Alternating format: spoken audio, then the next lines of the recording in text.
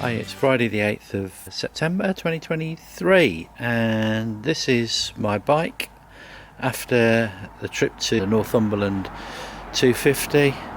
Finished in earnest in a forest ride through the Kielder Forest. As you can see, it's had a bit of a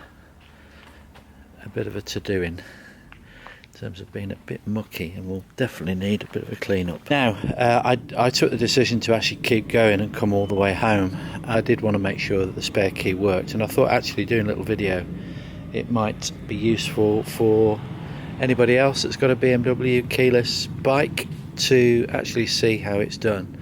So I've already got the seats up. The first thing I'm going to show you is actually there's a chance you might need petrol, and with a keyless lock then you're going to be needing to undo the keyless tank. Now, it may be fairly obvious to you, I just thought I'd show you anyway. Under the seat you'll have your little mini toolkit, and in there is the little torquey screwdriver thing, which all you do, undo that, and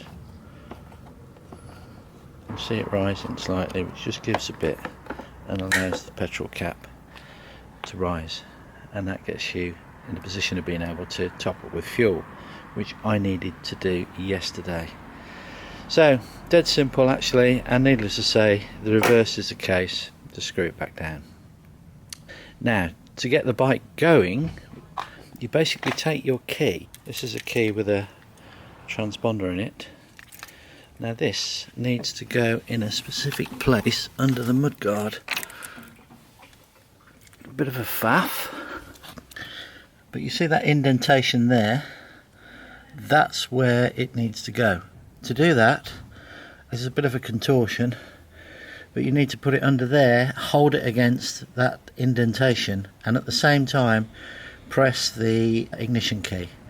Now I'm going to set it up so that you've got eyes on the ignition, and then you hopefully will see the ignition fire up when I get my two octopus arms in the right place. Press the ignition and you'll see it fire up.